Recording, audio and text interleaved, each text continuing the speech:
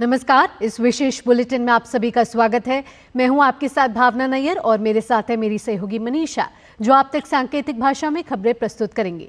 शुरुआत करते हैं सुबह की सुर्खियों के साथ।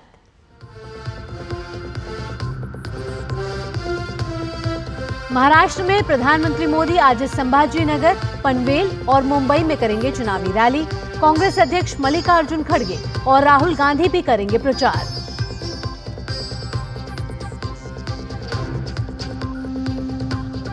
झारखंड में आज अमित शाह और योगी आदित्यनाथ समेत बीजेपी नेताओं का धुआंधार प्रचार। जेएमएम समेत गठबंधन के बाकी दलों का भी दिखेगा दम।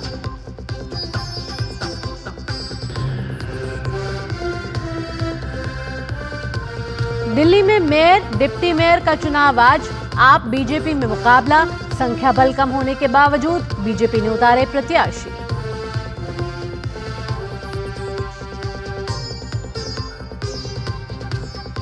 श्रीलंका में संसदीय चुनाव के लिए आज वोटिंग। 225 प्रतिनिधियों के चयन के लिए सुबह 7 बजे से शाम 4 बजे तक होगा मतदान।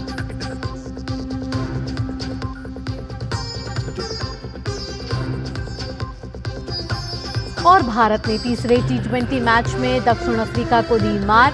सीरीज में 2-1 की बढ़त। भारतीय टीम ने विदेश में 100 टी20 मैच जीतने वाली दूसरी टीम बनने की उपलब्धि हासिल की।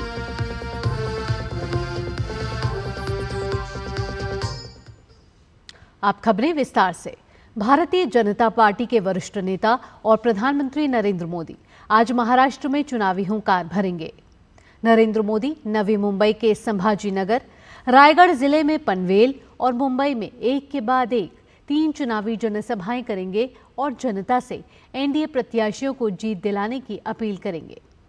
बता दें कि महाराष्ट्र में सभी 288 विधानसभा सीटों पर एक चरण में 20 नवंबर को मतदान किया जाएगा और 23 नवंबर को चुनाव का परिणाम आएगा।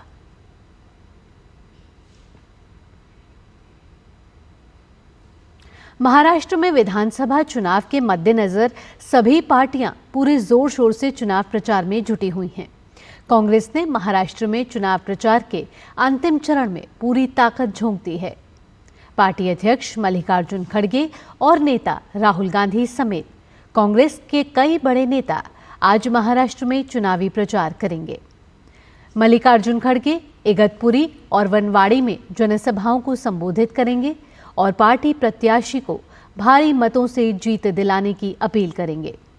वहीं राहुल गांधी का भी नंदुरबार और नांदेड़ में 2 रैलियां करने का कार्यक्रम है।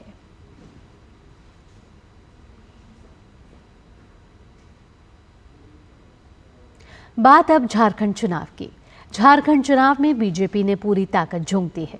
वरिष्ठ नेता और गृह मंत्री अमित शाह आज सबसे पहले गिरिडीह जिले के सदर और गांडिया विधानसभा क्षेत्रों में जनसभाएं करेंगे।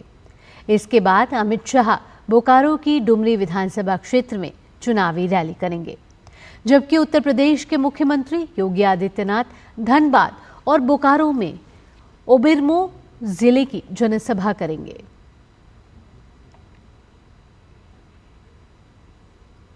दिल्ली नगर निगम में आज मेयर और डिप्टी मेयर का चुनाव है।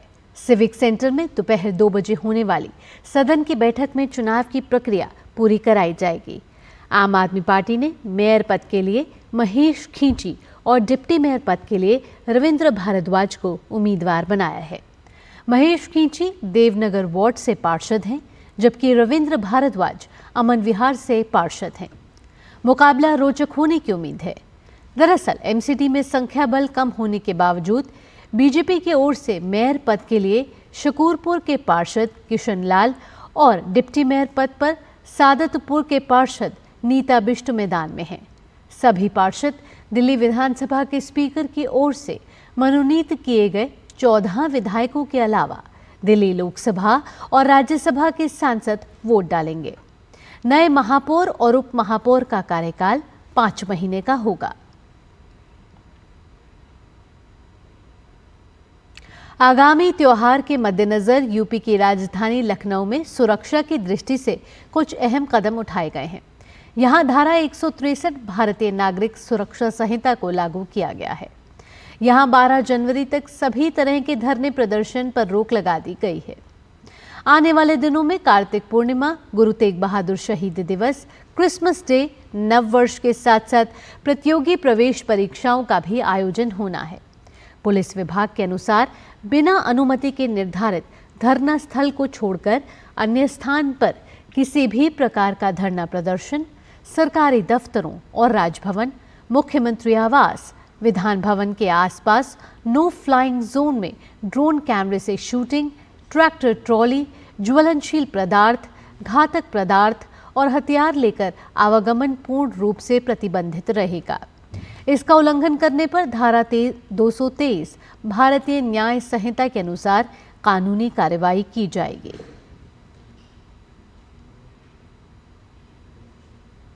राजधानी दिल्ली में आज से ट्रेड फेयर शुरू हो रहा है।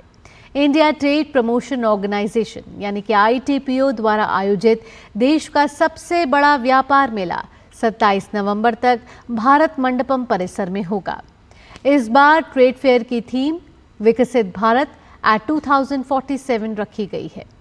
केंद्रीय वाणिज्य मंत्री पीयूष गोयल मेले का उद्घाटन करेंगे। आगंतुकों को डिजिटल इंडिया के माध्यमों से अवगत कराने के लिए इलेक्ट्रॉनिक्स और सूचना प्रौद्योगिकी मंत्रालय डिजिटल इंडिया पवेलियन की स्थापना कर रहा है, जो digi locker, entity locker, UPI, उमंग, ONDC और भाषिनी जैसे 6 महत्वपूर्ण पहलों के बारे में जानकारी प्रदान करेगा। इस बार ट्रेड फेयर में बिहार और उत्तर प्रदेश भागीदार राज्य के रूप में हिस्सा ले रहे हैं, जबकि झारखंड फोकस स्टेट के रूप में अपनी उपस्थिति दर्ज कराएगा। इसके अलावा 33 राज्य, केंद्र शासित प्रदेश और 49 केंद्रीय मंत्रालय, सरकारी विभाग और सार्वजनिक क्षेत्र के उपक्रम अपनी उपलब्धियां प्रदर्शित करेंगे। श्रीलंका में संसदीय चुनाव के लिए आज सुबह 7 बजे से शाम 4 बजे तक वोटिंग होगी। डाक मतों की गिनती शाम 4 बजे तक होगी। आज 196 प्रतिनिधियों और राष्ट्रीय सूची से 29 प्रतिनिधियों का चुनाव किया जाएगा, ताकि नई 10वीं संसद के लिए 225 प्रतिनिधियों का चयन किया जा सके। इस बार 17 मिलियन से अधिक मतदाता हैं और नियमित वोटों की गिनती शाम 7 बजे से के करीब शुरू होने की उम्मीद है। नई संसद की पहली बैठक 21 नवंबर को बुलाई जा सकती है।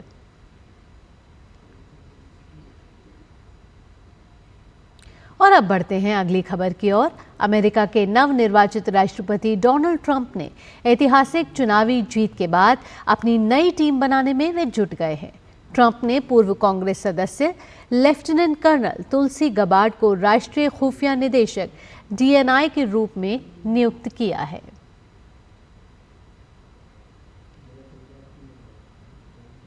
वहीं ट्रंप ने अगले अमेरिकी विदेश मंत्री के रूप में फ्लोरिडा के सेनेटर मार्को रूबियो को नामित किया है। अमेरिका के फ्लोरिडा राज्य में जन्मे 53 वर्षीय मार्को रूबियो डोनाल्ड ट्रंप के पसंदीदा और करीबियों में से एक हैं।